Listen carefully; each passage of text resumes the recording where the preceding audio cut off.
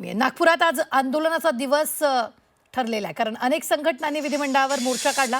काँग्रेस, युवा प्रशिक्षणार्थींचा, शालार्थ शिक्षक संघर्ष समिती आणि कोळी बांधवांनी आंदोलन काढलं। युवा प्रशिक्षणार्थीचा मोर्चा पोलिसांनी अडवल्यामुळे मोठा गोंधळ झाल्याचं पाहायला मिळालं।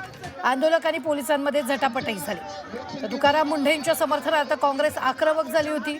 आंदोलकांनी सरकारविरोधात घोषणाबाजी करत तुकाराम मुंढेंच्या फोटोला दुग्धाभिषेक घातला। तर शालार्थ शिक्षक संघर्ष समिती देखील आपल्या मागण्यांसाठी आक्रमक झाली।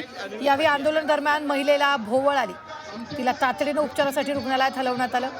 तसंच कोळी समाजानं अर्धनग्न आंदोलन करत सरकारचं लक्ष वेधून घेतलं। अनुसूचित जमातीतून आरक्षण देण्याची मागणी कोळी बांधवांनी केलेली आहे।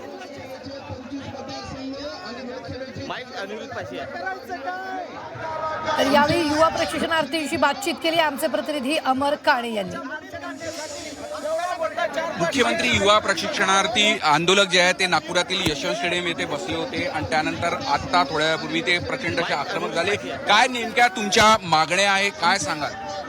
सर, आम्ही 8 तारखेपासून नागपूर इथे आंदोलन करत आहोत आणि सरकार आम्हाला म्हणजे आमचं आंदोलन दडपण्याचा प्रयत्न करत आहे। दरवेळेस यांनी कोणी ना कोणी सरकारचं पाठवतात, आश्वासन देऊन सोडून टाकतात, पण त्यांचं कोणतं GR येत नाही, काहीच येत नाही आणि दरवेळेस असंच आम्हाला उशिरा करतात। आणि निवडणुकीच्या आधी जे त्यांनी जी आमच्या लाडका भाऊची योजना काढली त्याच्यात आम्हाला सरळ मुद्दा होता 4.5चा, त्याच्यात जिथं आस्थापनात आपण प्रशिक्षण घेतलं तिथंच नोकर देऊ म्हणून, आणि आता तो मुद्दा काढून टाकला त्यांनी। विधिमंडळात जातो म्हटलं, जाऊ दिलं नाही आणि पोलीस प्रशासनाने आम्हाला मारझोड केल्यानंतर काही महिला प्रशिक्षणार्थी आहे त्यांना पण बेमाप आपण सगळ्यांच्या या तक्रारी आहे। खरं तर पोलिसांनी आम्हाला मारझोड केली, काही महिला प्रशिक्षणार्थी त्यांनाही लाठीचार्ज केल्याचा या सगळ्यांचा आरोप आहे। आणि एकूणच हे सगळेजण अजूनही इथे आपल्या मागण्यांसाठी अजूनही ठाम असल्याचं ते सांगत आहे। आम्ही इथून मागे हटणार नाही, आमच्या मागण्या पूर्ण होईपर्यंत आम्ही यशवंत स्टेडियममध्ये इथेच थांबू आणि मागण्या पूर्ण झाल्यावरच इथून हटू असं ते म्हणतात।